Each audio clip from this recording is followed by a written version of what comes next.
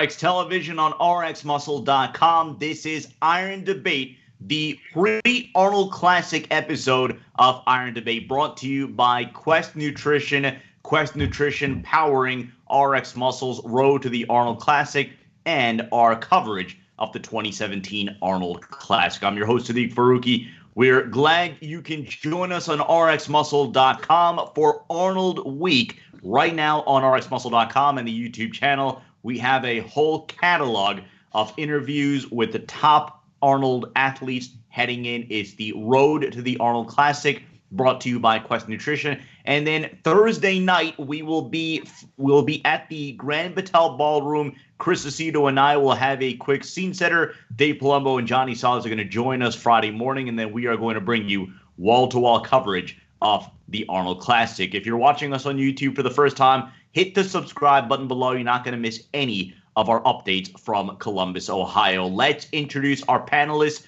Johnny, our producer, you want to point out, first we're going to go to our Cape Coral Studios, the temporary home of RXMuscle.com, and bring in Dave Palumbo. Dave, hard to believe this week we will be in Columbus, Ohio, covering the Arnold Classic. Yeah, not only that, I mean, obviously we love going to the Arnold. We love, the competition. I actually like the build-up better. I actually like what we're doing now better because it's more exciting. It's like when you plan a wedding, the wedding itself kind of sucks, but the actual whole planning of the wedding is the exciting part of it. So today's show is great. We haven't announced the special guest yet. I'll let you do it. I don't want to ruin the surprise, but we got a great panel of people. It's going to be a lot of fun, and let's unveil the mystery guest. It is a guest that I had to do some negotiations with. We had to arrange, come to an agreement on price. He gave me his invoice. I returned it. We bargained him down to a reasonable sum. I think you know where we're going with this. From Sheffield, England, and he's not charging us, Zack King Khan. Zack, it's been a long time that we've wanted to get you on the show. We finally have it on this big Arnold, pre-Arnold episode of Iron Debate. Welcome to RX Television. What you guys been playing at, man? You've been talking to Zack Khan here and there, and you haven't even talked to the real Zack Khan. So will the real Zack Khan please stand up? I'm here now. All right. Well, of course, his Instagram handle is, of course, real Zack King Khan.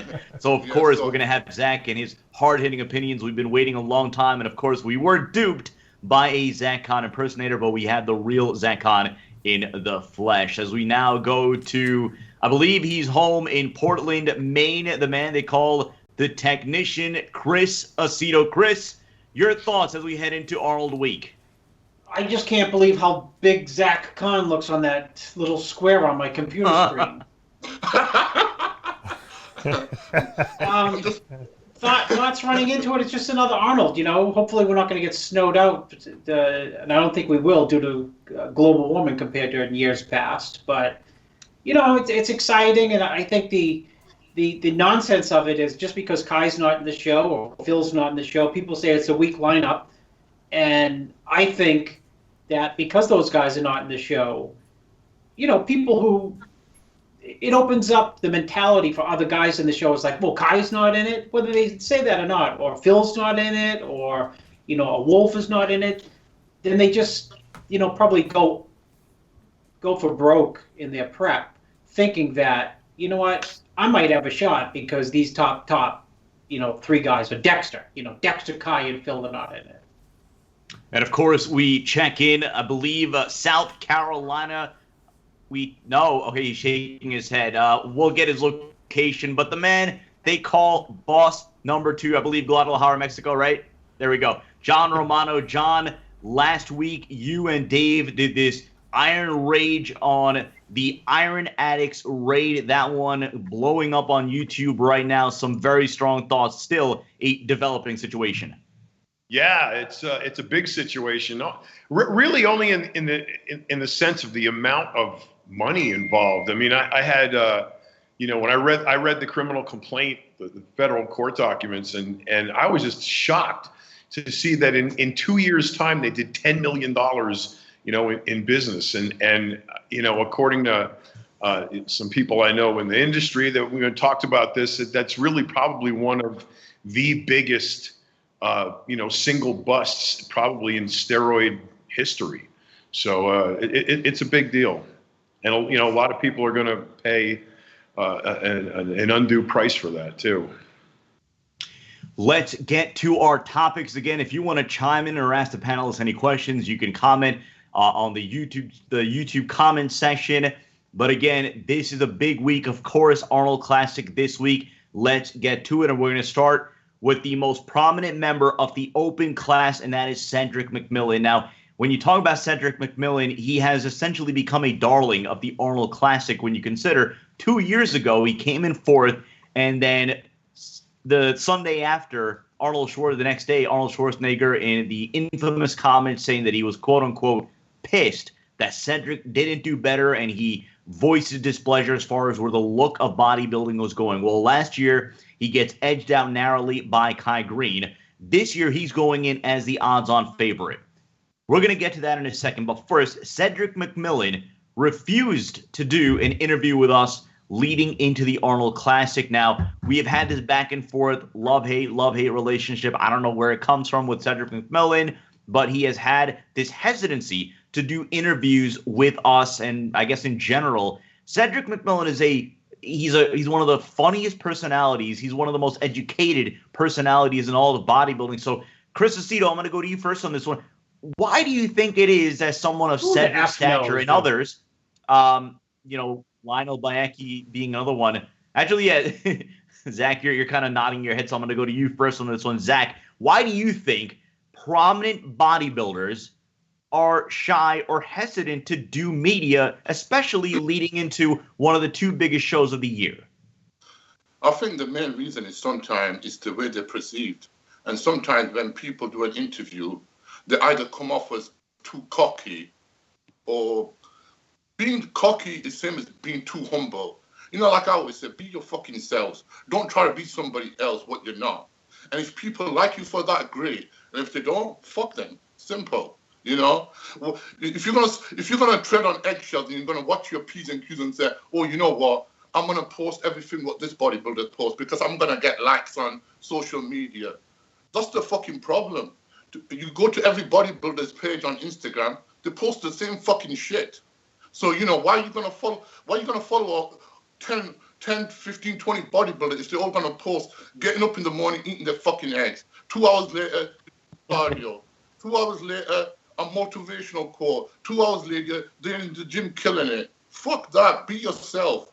Have a personality. There's more to bodybuilding. The problem is sometimes we go into a show focused just on winning that show, that trophy, but we end up losing in life. And most people come out of a bodybuilding show afterwards in broken relationships. They're fucking broke and they're bitter. That's the problem. And they need to see that, listen, even though you don't get your place what you're wanting, as long as you do your fucking best, what more can you do? Well, Zach, here's another angle to this, because so many bodybuilders, on the other hand, have told me in particular, and I'm sure they've told Dave this as well, that they feel as if there isn't enough media in bodybuilding, that for all the hard work that they put into their sport, they don't get the coverage that they feel that they deserve, and they feel there should be a bigger platform. So when these bodybuilders, the top ones, are offered this kind of a platform, don't you feel like they owe it to their fans to connect in this kind of a medium? Come on, listen. When 15, 20 years ago, when there was Dorian, there was only Flex magazine around then to get your, to see your idols, and that used to be released once a month, and you saw the Olympian used 2 months later, You would have to ring up Gold's Gyms in California to find out the results, It's like now, if bodybuilders are complaining about media coverage, what the fuck are you guys doing? You got YouTube, you got Instagram, get your fucking finger out your ass and make your own fucking media. Simple. Don't expect people to come up to you and sponsor you because you want this show, that show, and that show. Listen, most of these bodybuilders, why do you think they are losing sponsors? Because they're fucking lazy. Simple. They're fucking lazy. They're thinking, oh, yeah, I go to the gym, I train, I eat, I'm suffering. They're all fucking suffering. Yeah, why are you fucking suffering? Nobody's put a gun to your fucking head, you know? you chose this life, you know? You're either going to enjoy it. If you don't enjoy it, get the fuck out. Simple. John Romano, I want to go to you because actually, you know what? Dave, you got the biggest laugh out of that line of Zack saying the bodybuilders are lazy. Of course, you took a lot of criticism for your video that you did about 4 months ago. Why don't you chime in? I agree with Zack. I think that bodybuilders, not everyone, but I think a lot of the bodybuilders out there are lazy. And I think they don't want to do it because they're lazy. And then they complain that like Zack said, they don't have contracts, they don't have this, they don't have that. You know, your lifespan as a bodybuilder is very short. If you don't do well in a couple shows, no one wants to know your name anymore. Then all of a sudden you're begging for media attention. So I think it's a big mistake when top-level bodybuilders like Cedric McMillan or Lionel Baiki or whoever the case may be don't do media, because that's your guy's calling card. You have to promote who you are, get people excited about it. So, and like Zack said, you don't have to do it on my show. You can do it on your own social media. But you got to be out there, show value to the advertisers, show value to the supplement companies, show value to the clothing companies, because those are the guys that are going to say, who should we sign? Let's sign that guy that's got his face out there all the time. So I do believe that a lot of these bodybuilders are lazy. Not all of them. Not you, Josh Lanonowitz. I know you're watching. But I think, and I saw your new website. It's very good. But I think a lot of guys out there are lazy. And I think that's a problem. It's a huge problem. You know, because years ago when the women's bodybuilders were complaining that no one wanted to cover them, I wanted to interview them, and these girls all would be like, well, I'm busy. Well, yeah, now you have no division left. So look what happened to you. Before, people lose what they love, get out there and promote it. We are the ambassadors of the sport. And Romano, want to jump in on this?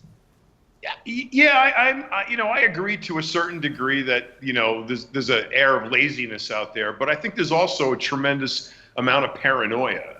And that stems from the fact that, bodybuilding is a subjective sport. And, these guys are working, hard all year to win this show. And then they wonder, if I talk to RXMuscle, is that going to piss off the IFBB? Or, if I talk to them, am I going to ruin my chances of getting a contract or, one of Bleckman's, infamous covers? Or, am I going to be thought of differently because of what I've said? Am I going to say something wrong and piss off the wrong judge, or whatever? So I think the concept of staying quiet before a show might be advantageous to some people, just because they're a little bent and feel paranoid like that. It does do nothing for their popularity, and that's where the laziness component could be. Yeah, but John, a lot of that is hearsay as well, isn't it? Come on, it's like if they're that paranoid about not placing well or not doing well, come on. Jim Mannion is the head of the IFBB, yeah, the Pro League. If there's an issue, just ring him up. Like, I was meant to be going to India with Body Power, and people were saying to me, "Oh, yeah, don't go because you're with the IFBB and they got WBFF athletes and stuff like that." I rang Jim up and I said to him, "What's the situation of me going? Because these people are saying this and other people are saying that. So I'd rather ask you because I'd rather hear it straight from the horse's mouth." He says, "Well, Zack, you are saying exactly what the truth is. Okay, that's the way it should be. I'm saying this is the way my position is that some of these guys think this way."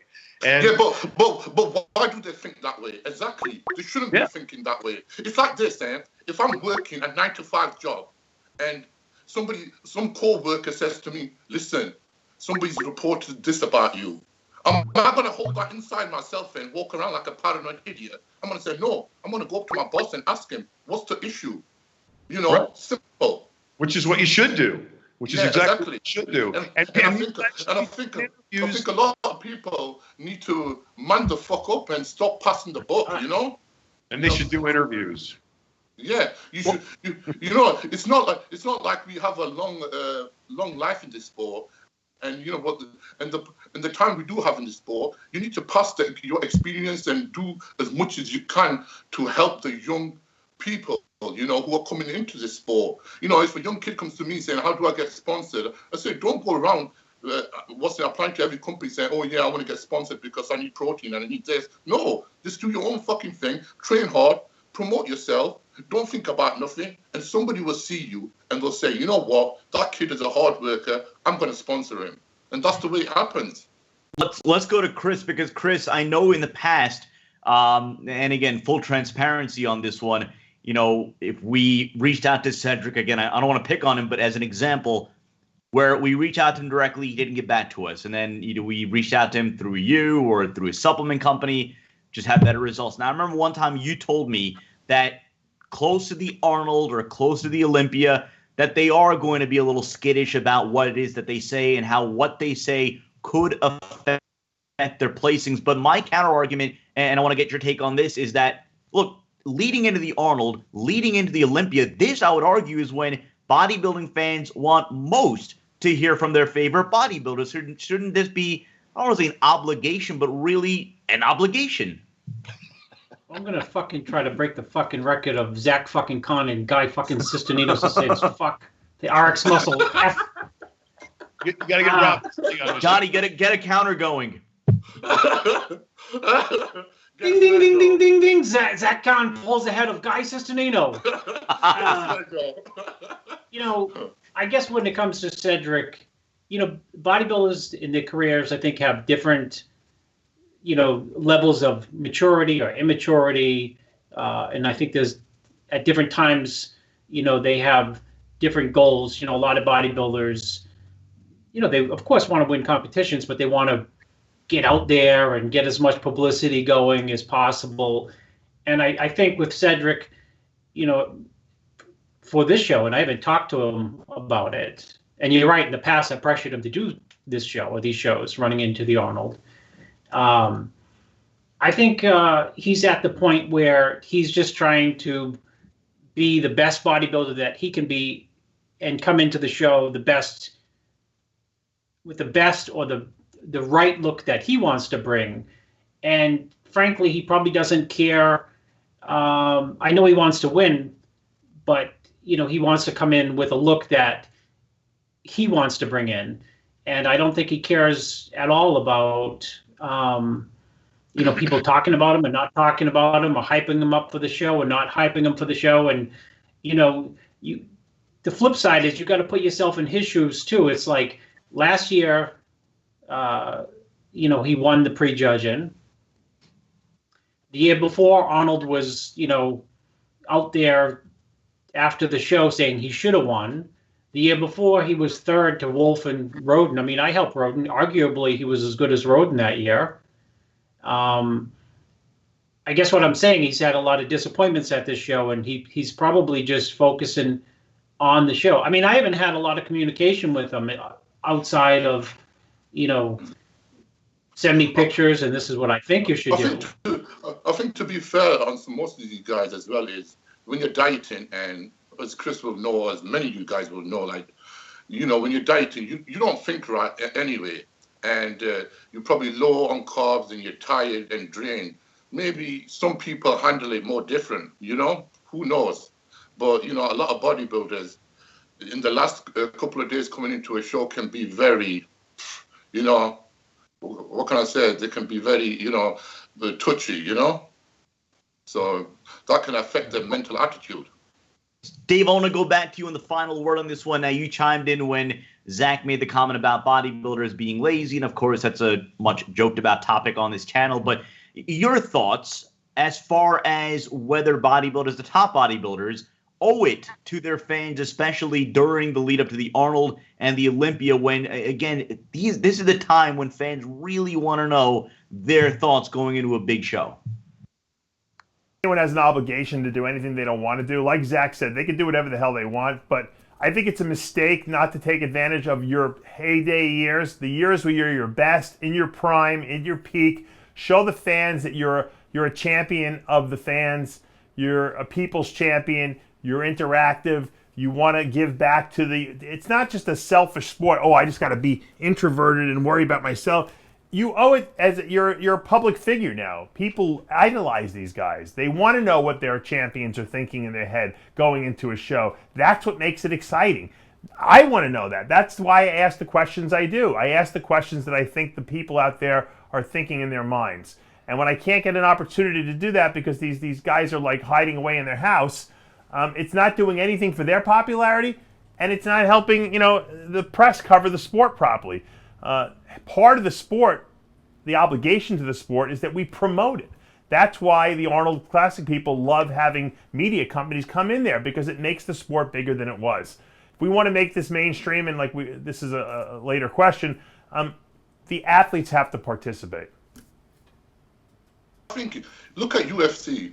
The athletes have got an obligation to go to cities and do press conference in front of people. Yeah, it'd be awesome if all these top bodybuilders came on your show at the same time and fucking talk it out. Simple. Let's say, why does he think he's going to win? Why do you think I'm going to beat you? Simple. It'd be cool, to get that rivalry going or whatever, because half of the time, most of these bodybuilders are talking shit about each other or hiding behind the computer. Do it face to face. We're going to save off the second part. We were going to talk about whether Cedric can win this year's Arnold. I'm going to hold off on that. We're going to give our predictions towards the end of the show. Obviously, it is a packed class at the top with Cedric, with Lionel Bayecki, and Dallas McCarver, Fuad Abiad, who, of course, joined us last week on the RXMuscle Road to the Arnold. That interview and all our interviews available right now on RXMuscle.com and the YouTube channel. This, of course, is Iron Debate as we lead into the Arnold Classic. Again, this Thursday, we're going to be live from Columbus, Ohio, giving you all the latest interviews, top interviews with the athletes as we see them, interviews from the expos, all sorts of analysis, all on RXMuscle.com. Let's go to our second topic, and that has to do with the 212 Classic. We look at the open class, and obviously that's going to be the crown jewel event at any bodybuilding show. But when you look at this year's 212 class, and you look at the likes of the defending champion Hide Yamagishi, you look at the 2015 champion Jose Raymond, which also includes David Henry, Guy Cisternino, and then the added wrinkle of Ahmed Ashkenani, who came on and in his rookie year last year really burst onto the scene, second to Flex Lewis, really pushed Flex Lewis in the 212 Olympia. So here's the question. Can you make the argument that the 212 class is actually going to be more intriguing than the open class? Chris Aceto, let's go to you first on this one. Well, I think, we repeat ourselves every 212 Olympia or 212 Arnold in that, the depth and the level of condition and the level of preparedness by all the top 7, 6, 5, 4 guys in the 212 is tremendous. Because unlike in the open where the guys are big, right, and they're taller and they're like a Wolf type or a Rodin or just anyone, there's always the chance somebody in the open is going to be holding water, or they're going to be flat, or they're going to be flat and holding water. Whereas these guys, to me, they're so compact, dense, and hard. Everyone's, in the top 5 of the last couple, 2 or 3 Arnolds and 2 or 3 Olympias are on the money. You don't see guys coming in like, oh, he's flat. They're just totally on the money. So it's an exciting class. Of course, it doesn't rival. As great as the class is, there's only one open class, super freak class, and that's the open division. But, in terms of, this year's competition, probably the best one, that's the best 212 Arnold Classic show that we've had. You look at past champions, again, you've had a champion a new champion rather, each of the last 3 years. Flex Lewis in 2014, Jose Raymond 2015, and of course last year, Hide edging out Jose in the 2016 Arnold. John Romano, what do you make of this? Do you look at this particular Arnold class, how deep it is, how competitive it is, and is there more of a level of intrigue with the 212 than the open this year? Look, the 212 has classically brought us some amazing, battles and some incredible physiques. And to Chris's point, he's absolutely right. You don't see guys that are off in the 212, at least not in the top 3 or 4. These guys are like fighting to the death for that title. And it just seems like it's a little more, intense than it is in the open. And this is no shade to Zack because he's in that big crowd. But, I just think the open guys, it's expected. It's like when you go to, Formula One racing, everybody wants to see the Formula One cars. They don't want to see Formula A. So even though Formula A has great drivers, they're going to graduate to Formula One. They're going to be, incredible, this incredible competition. The same goes with motorcycle racing. The same goes with, minor league sports. So you just expect that the big show is going to be the big show. And then the little show is going to be the little show.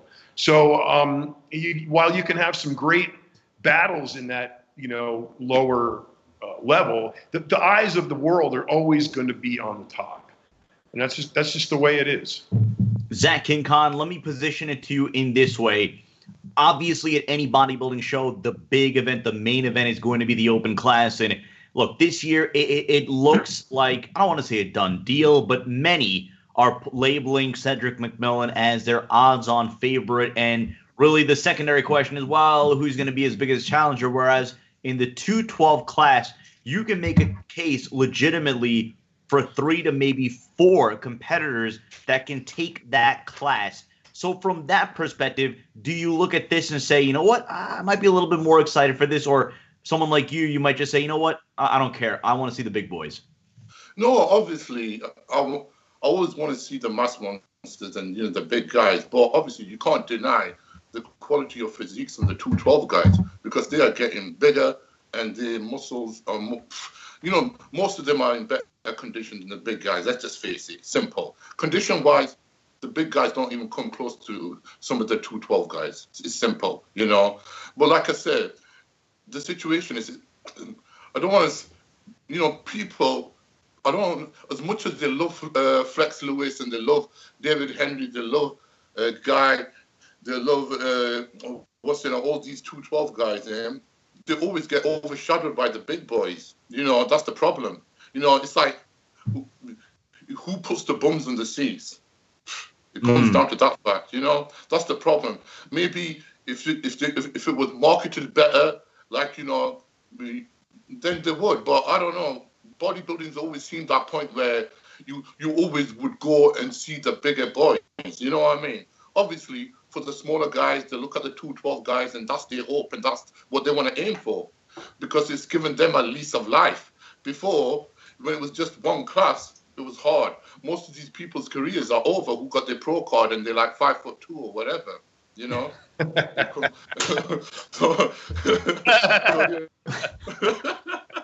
Dave, let's go to your final word on this topic. For one, do you see the 212 division as more intriguing this year than the open class? And then 2, is this the most competitive division at this year's Arnold Classic? Well, I think it definitely is the most competitive division because these guys are all so close, with obviously Hide winning last year, Jose winning the year before that, David Henry being a former Olympia champ. You got Ahmad Ashkenani, who was second at the Olympia. So to me, that's exciting. It's also exciting because every one of those guys have come on our show and talked smack about the other guy. And they're all like, I'm winning. Jose's winning. Hide's winning. Ashkenani's winning. So Guy Cisternino is winning. They're putting life into that division that the open division doesn't have because everyone's afraid to say anything in that division. So, yeah, I think that the 212 division at the Arnold is something that more people are anticipating. Even though, and I agree with what everyone else said, the open division seems to carry the show, and that's always, the big boys. We all want to see the biggest guys. But and I'm sure someone is going to show up in that open division is going to dazzle us, and it's going to make us start talking our asses off about how great they were. But the 212 division has excitement because those guys are exciting. Let's go to our third topic. Again, you're watching Iron Debate on RXMuscle.com, all part of our Arnold Classic Week coverage brought to you by Quest Nutrition. We thank them for all their support leading into the Arnold Classic. And, of course, we're going to be having interview upon interview, analysis, full wall-to-wall coverage of the 2017 Arnold Classic. let's go to our third topic. And this one, you know, we talked at the end of the year. We had the year-end version of Iron Debate, and we talked about some of the most over-the-top stories that we had, and, you know, stories that included Rich Piana, the slap heard across the world, Giannis Makos slapping a judge, and obviously Boston Lloyd, who gets mentioned in so many different ways throughout the bodybuilding landscape. Well, there is a label, and that is called meathead, that the bodybuilding world has fair or unfairly, you know, absorbed. The question is this: what does the bodybuilding world have to do to shed that label? And do you see bodybuilders ever truly being widely accepted by the masses? So, Zach, I'm going to go to you because you are arguably the largest human being in all of Sheffield, United Kingdom. I'm sure when you walk down the street, you surely draw a lot of looks. So from your perspective, what does the bodybuilding world have to do to shed the label of that, the whole meathead persona that has unfairly plagued this industry? You know, it's one of them. It's one of them things. It's like if a woman is dressed as a nun and she could be a whore, they're going to treat her with respect and say, "Oh, she's a nun, but she could be a whore. It's a fancy dress party," and vice versa. If a woman's dressed as a copper, she's a copper, so you're going to respect her. You know. But the problem is sometimes when you've got muscles, you can see them in clothes and whatever, and people are going to assume straight away, like, "Oh, he's big, he's a juice head," and until you know, they don't even know nothing about you. They're going to assume you're just you're dumb. Simple as, you know, you're dumb, you're aggressive, or whatever. Because the problem is they probably know people or probably had experience with people, and that's the way they see most of these people. And it doesn't help our case in that way. So it's hard to shine a light and make people, the public, change their mind unless you follow the sport of bodybuilding and you realize that most of these bodybuilders have got decent jobs and have got degrees and have been to university. Apart from that, the Joe public don't look at us that way. You know, it's sad. And so it's going to be hard for us to change our mind when they see stuff like two bodybuilders slapping each other in an expo. You know what I'm saying? And that makes the headline news. So you see, it's easy to point out the bad stories on bodybuilders than the good stories. You know, John, I'm going to go to you on this one because it's funny that Zach brings up how some of these stories have made the news cycle. It's amazing. The Giannis Makos story, Rich Piana story, the slap her around the world. Those two stories made the, I guess, mainstream news cycles. They were on every blog. They were on Deadspin. They were on Rolling Stone. They were at every single guy's blog that exists. And again, it further perpetuates the quote-unquote meathead cycle, which, of course, both stories you talked about in depth on Iron Rage. Your take? Well, you know, you can look at it a couple of ways. You know, I think that, you know, in general, bodybuilders incorporate a very wide swath of the population. And within that wide swath, you're going to get all kinds of people. I mean, you know, I could easily answer this question by saying, well, bodybuilders should get more MBAs. But we have a lot of bodybuilders out there with advanced degrees. Rick Collins is a lawyer, and Ron Norman is a CPA and a federal tax litigator. We know lots of guys who are, you know, big competitive bodybuilders that have lofty titles and lots of letters after their names. So I don't think you can really pigeonhole all of bodybuilding by, you know, the sort of, you know, stereotype that follows us around. But the bottom line is what Zack said is absolutely true. You know, if you created the Good News Network, you would have nobody watching it. So it's because of the bad stuff. If you get a bodybuilder that cures cancer, you're not going to hear about him on all the blogs. It's not going to be raging about it the next day. But you get a bodybuilder that, you know, robs a liquor store and then, you know, beats up 6 cops and gets away, and, you know, there's a nationwide manhunt out for him, and he's swimming across the ocean. Well, you're going to hear about that, like, you know, until they catch the guy, and maybe even more. So, you know, I don't think it's really bodybuilding in and of itself. I think it's the public just makes that association when we're seen being, you know, behaving badly. And not enough attention is paid to the guys who are bodybuilders and exemplify, a higher degree of education. I will say this, though. I don't care what group of people I'm in. I could be with lawyers, doctors, businessmen, criminals, athletes. It doesn't matter. If I'm wearing a t-shirt or a pair of shorts, invariably that conversation is going to lead to, I want to gain a couple pounds of muscle. How do I get leaner? I've been trying to go to the gym 3 days a week, and how do I, eat? It doesn't matter who I'm talking to. That conversation is going that way. So, how bad can we be?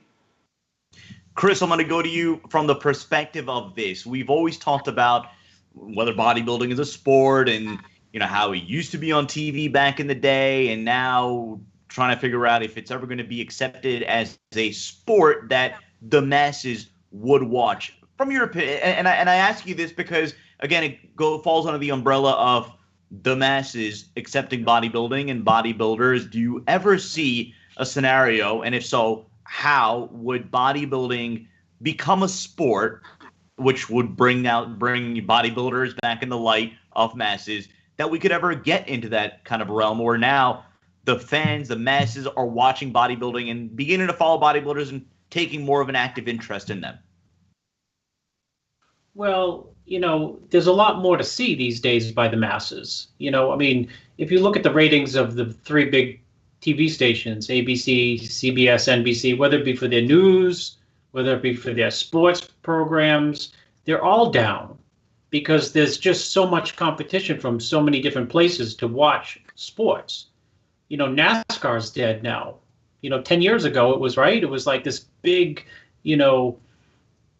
sporting event that was just growing by the leaps and bounds and multi-billion-dollar industry. Now, you go to see a NASCAR event and you see empty seats everywhere. They're shrinking the stadiums so they're not so embarrassed due to, the smaller crowd. So when it comes to bodybuilding, I don't think anyone's ever really sat down, right, and defined how do we get it accepted by the masses. I mean, people have crossed over, Arnold and not many people have crossed over, right? Look, I'm stuck on one. But bodybuilding has been. I agreed recently. Bodybuilding has been, remove Joe Ito, whose his sole life mission was to get bodybuilders and bodybuilding respected by people, not just bodybuilders, but athletes and people. Once Joe Ito died, there's no vision out there being, set so that bodybuilding can be accepted as something other than kind of like this sideshow. Granted, you go to the Arnold coming up, right? We're all going to go there. You're lucky. If I didn't beg someone, beg Dave to beg someone else to get me a hotel room, I wouldn't even be able to get one in the whole greater Columbus, Ohio vicinity of downtown. So, it's going to be a crazy event, but at the same time, outside of the Arnold and the Olympia, it's kaput. There's in terms of, there's not a lot of growth. Maybe this classic thing will parlay it, into the conscious of quote, regular people. I think bodybuilding can grow and survive and not be accepted by the masses. I don't think it's required to be, quote, accepted by the masses. And you don't need to be accepted by the masses, but it'd be nice to be respected by the masses. And, I don't see any group with a vision to get it there. But Chris, it's funny because Vince McMahon, it's fun. Hold on, just, Vince McMahon comes to my mind. I want to hear what you have to say, Zach. But, Vince McMahon comes to mind because anyone who follows wrestling knows that Vince McMahon has had ups and downs and ups and big downs and almost bankruptcy and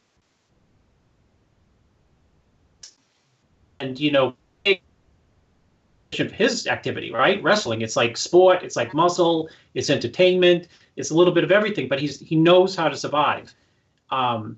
And we don't have that in bodybuilding. We have the bodies, right? And we have personalities. Zach's got a personality. Phil Heath's got a good personality.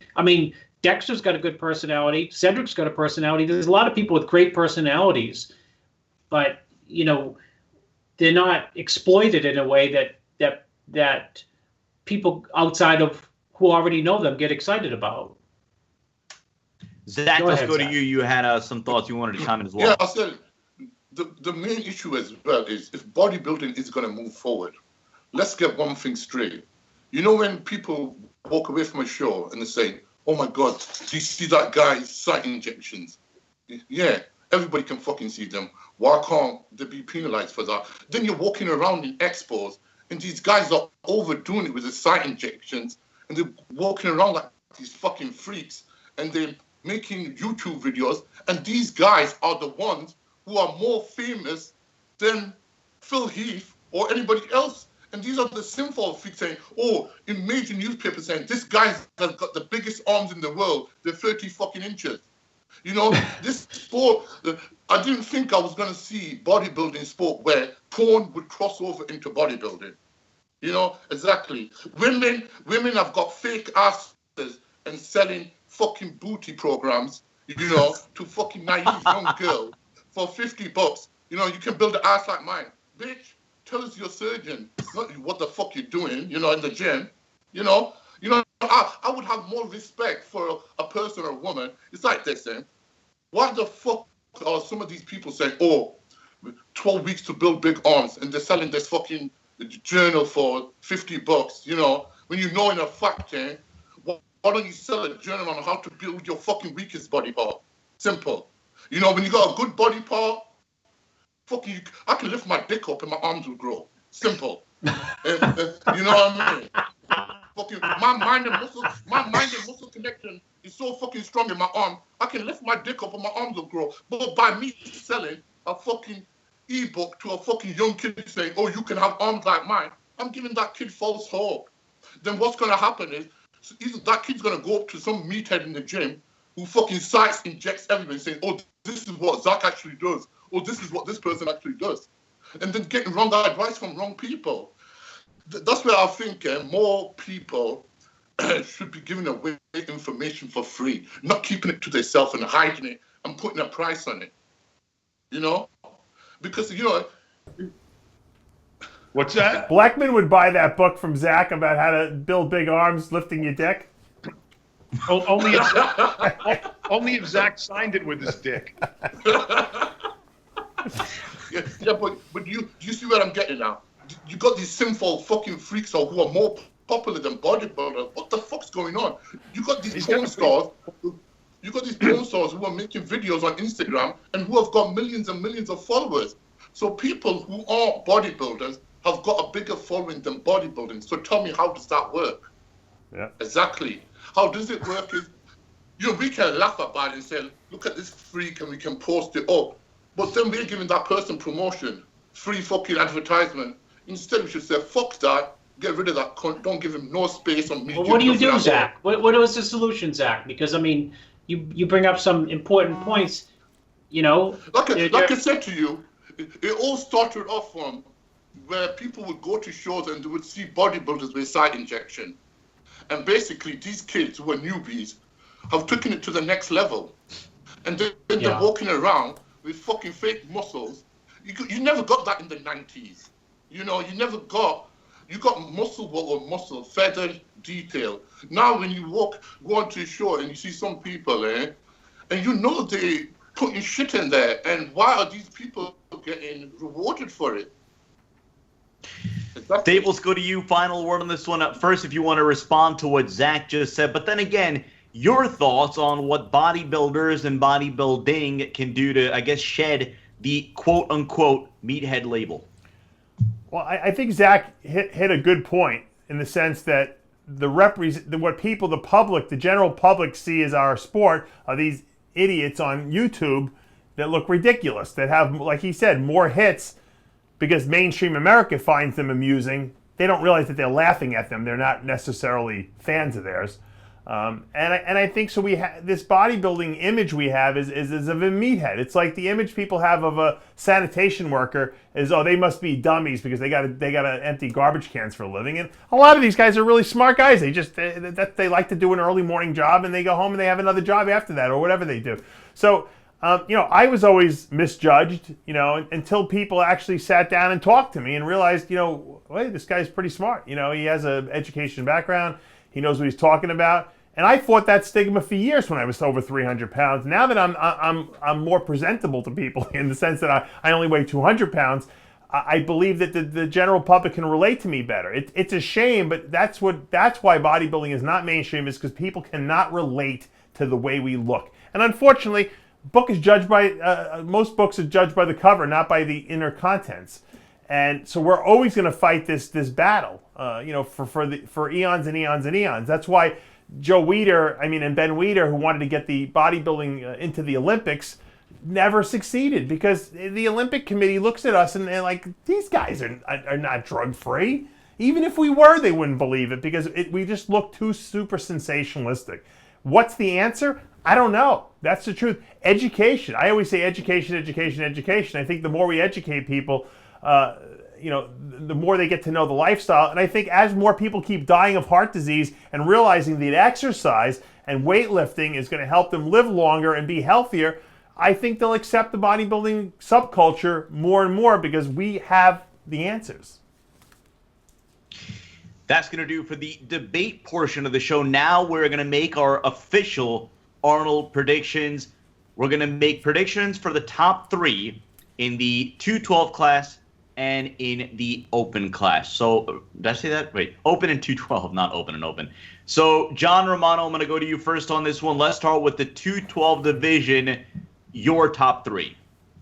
I'm going to use this opportunity to not answer that question, because I'm not going to answer those questions anymore. And I'll tell you why. Predictions for me, anyway, anything coming out of my mouth is going to sound like a fart trying to describe its own smell. I haven't seen these fucking guys. All right. I don't know what they look like. I don't know what Cedric looks like today. I don't know what, whoever. I don't know what Jose Raymond looks like today. So if I'm going to make a prediction, all I'm really doing is telling everybody who my personal favorite is. And that's really not a prediction. It's a popularity contest. And so, I don't spend my year in the trenches like some of you guys do. I don't prep these guys. I don't see these guys. They don't send me pictures. I don't follow them on Instagram. So I can't answer that question other than just giving you a guess that, I think, Jose Raymond's going to beat David Henry. I have no idea. So, I rather just not answer that question. So in the future, when we have predictions, we're going to just skip over Romano and go to somebody else, because I'm officially abstaining from giving predictions. Zack Khan, do you want to weigh in with your predictions for the 212 class? Tell me who's been on the show. which open guy's been on the show? We've had Jose, we've had Hide, we've had Guy Cisterino, and we've had Aman Ashkenani. No one in the open class. In the open class, who's been on? Fuad. In the open. Who's been on in the open class? Oh, in the open, you're right. We had Fuad and Vitaly Fatib and Luke Sando. Well, Fuad's been on, so he's made an effort to come on the show. He deserves to win. I like it. I love it. I like your train of thought. If that plays out from your lips to God's ears, we are going to keep this clip. So the next time we want to bring on a guest, we're going to just show Fuad Abiyad's interview and the fact that resulted in him hoisting the Arnold Classic crown. Chris Aceto, let's go to you. If you want to weigh in with your predictions, 212 class, your top 3. It's not my top 3, but it's the top 3 who have been there before, and it's the top 3 who have the hype coming into the show. And the hype coming into the show is Ashkenani, because he was second at the Olympia, Hyde because he won last year, and Jose because he won the year before. So your natural eyes, right, if you're a fan or even if you're a judge, you're going to be like, how do those three look to the detriment of everyone else in the show? Doesn't mean that other people in the show don't look as good as one or two or three of those guys, or have, you know, their own strong points that might not really break through, because the idea is, how do those three look? And it's the same with, you know, Cedric in the open, and you know, Baiki because he's been in shape for a couple shows, and Dallas because, you know, he's the, you know, the next big thing after Compton and the next big thing after Kuklo, you know, the big next white guy. So I mean, those are the three in each class I think that people are going to be looking for, and judges are people too, right? So they're going to be looking for them as well. I don't know. You know, I agree with John. I have no idea how people look. I don't follow really anyone on I don't follow anyone on Instagram, so I don't know the way they look. I just know how the guys who I are helping look, and that's all relative compared to who they're standing next to on the day of the show. You know, Zach, it's an interesting point. I want to go back to you on this one. Again, bodybuilding is a very subjective sport. It is all in the eye of the beholder. I wonder what your take is, the fact that three of you panelists who are so heavily involved in the bodybuilding world have no idea, let alone the fans, have no idea what these bodybuilders, what the only thing they're going to be judged on is what they look like. The fact that you guys have no idea, is that a problem to you or not? Is that to me now? Yeah? Yes, Zach. Like I said to you, listen, you know, I was brought up in the area of Dorian. You know, you hardly ever saw pictures of him.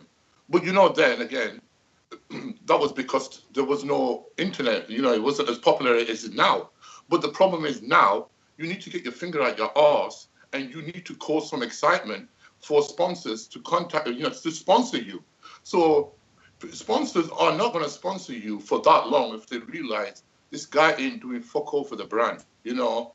So, you know, so basically you have to do the work. If that is meaning putting one post up a day, a week or something, you have to give something for the fans to buy the product.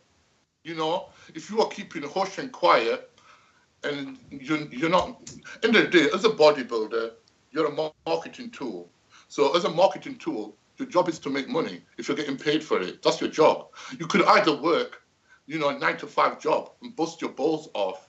And, you know, why shouldn't you be doing the same if you're sat at home, eating, sleeping, shitting, and fucking going to the gym?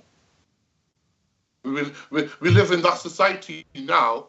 You know, it's our job. We're ambassadors of a sport, of a supplement company, not one company. Some of these guys have got 3 or 4 companies. So you tell me something like, you know, when you hear a bodybuilder saying, "Oh yeah, I've decided to leave this company." No, you fucking didn't decide to leave the company. They got fucking rid of you. It's simple. That's the fact. Listen, before I go to Dave, Chris and John, I want to get a quick point on you on this topic, in the sense that I understand bodybuilders going to a big show or going to any show, and some of them will post progress pictures, some may be leaked. Some just want to have that air of mystery going into a show. The pictures are ultimately, fake, dude. it doesn't matter. It don't matter anymore because the pictures are all fake. You know, 5 years, they're fake. 5 years ago, you could take a photo. There are people doing this show who are putting out fake photos, from Adobe Photos to filtered up the yin-yang that they look peeled out of their minds. How many shows have we been to at the Olympia where people look? Go on Instagram. There's people with condition that I've been helping people for 30 years, Zach. I see people with condition. I don't even know how to get that type of condition. Chris is I know right. people, He's right. Zach, I know people running into shows that say, "Chris, can I beat this guy?" And I say, well, the good news is that guy is not the guy who's going to be at the show. The guy you're looking at pictures of on Instagram is a fake picture. The guy who's going to show up at the show is not going to beat you, and I mean that. So you know, people, they have these. They'll take the perfect light, right? The perfect light like shadows and the sunlight, and then they'll filter it out the yin yang, and you'll see crazy striations that you've never seen before in your life, more than Andreas Munzer ever had, and they'll say, that's me 4 weeks out. Meanwhile, the guy I'm helping is still fat 4 weeks out. John Romano, again, No, the question. That's true. John, again, is there still a point? Is there still a benefit? The fact that you, who is so heavily invested in the bodybuilding world, has no idea what some of the top competitors in 212 and open, let alone the other division, you have no idea what they look like. Do you see that as something that I guess even matters anymore? Or should they be, showing little previews or giving the fans something to chomp on, or analysts going into a show? No, I don't. And it's because bodybuilding is only relevant on that day you're on stage. There's no preseason leading up to it. Like, in football, if you like, the Raiders, you can watch them play all year long. You know how they're playing. You know how the quarterback's doing. You know how the backfield is. You know who's injured. You know who's not. You know who's having a good year. You know who's not. Or who's getting arrested and doing blow and, banging the other guys' wives. You've got, all of that shit, So, you got something to go by, leading up to Super Bowl. Bodybuilding is, what the hell do we hear? They're not, and really anything that you're going to see on them, as Chris said, leading up to the show is either going to be fake, fake news, or it's going to be highly adulterated, and it's got really nothing to do with what they're going to look like the day they come in on competition. So don't show me anything. The thing you should do is do interviews. Obviously, you should exactly. Out there in terms of, in the public eye, so that people know that you're getting ready for this show and they understand what you're putting into it, and they get a feel for your level of competition and commitment and passion for what you're doing. And that, is in and of itself, magnetizing. So they should be doing that. But as far as me being an industry insider and having any kind of inkling as to what's actually going to happen on the day of the show, if I could do that, fuck bodybuilding. I'd be on Wall Street banging stocks every day and making, $100 million an hour. Dave, I know you're going to be doing a standalone prediction segment, so if you want to hold off on your predictions till then, we could do that. But I did want to get your thoughts on what we're talking about right now, and the fact that I'm going around the panel, and again, we're talking about industry insiders such as yourself who may or may not have any idea what a bodybuilder looks like going into a show. And we talk about, some that want to keep their secrets close to the vest, some that will leak progress pictures. What is your take on how, I guess, a bodybuilder should approach going into a show, whether they should show anything or whether they should really keep it locked? The true answer is that it doesn't matter what they look like on any day except the day that they step on stage. So they can put all the pictures they want up. It doesn't. I've seen the guys that look the best on Instagram, and even the guys who don't filter their pictures, never look like that on stage. Because you know what? I've seen pictures of Dallas McCarver going into a show. You never see a back shot of him. You see all the best shots, his crunch shots and his double bi, his side chest, and he looks great. And then you see him on stage, and you don't see the weaknesses that he didn't put the weaknesses up, obviously, on Instagram. So, yeah, I take that with a grain of salt. I think it's exciting. I think it's cool to put pictures up because it gets people talking. I don't have a problem with that. But like John said, you got to do interviews. You got to do media because that's important. All these guys before these UFC fights or boxing matches, they all do media because you want to get people excited about the match. You don't have to show the person what you look like, but you better talk some stuff up and tell people what they're going to see on stage because you want to get them excited. As far as predictions, I always make my predictions. I'm usually wrong, but I don't care. I have Cedric McMillan winning. I have Lionel Baiki in second. Juan Morel, very close third, with Dallas McCarver right behind him in fourth, and Fouad Abiad in fifth. In the men's 212 class, I have Jose winning unanimously. I have a feeling he's going to come in and he's going to crush the competition. I think Ahmad Ashkanani will finish in the second position with Hide third, David Henry fourth, and Guy Cistanino fifth. That's my top 5 predictions. Whether they're right or not, who the hell knows? But I'm not afraid to put it on the line. Well, with that, that's going to bring us to an end of this pre-Arnold Classic episode of Iron Debate. Zach, I know we kind of went back and forth and we had some misunderstandings, but we're glad we could finally get you on this show. And I think do we have him? All right, Zach, we would love to have you back for our show live with. That is our one-on-one interview show. I know the fans have been clamoring for that. So after the Arnold, if you make some time for us, Anytime. we'll renegotiate Anytime. the terms and the deals and the contract. But we'd love to have you back for the interview show as well.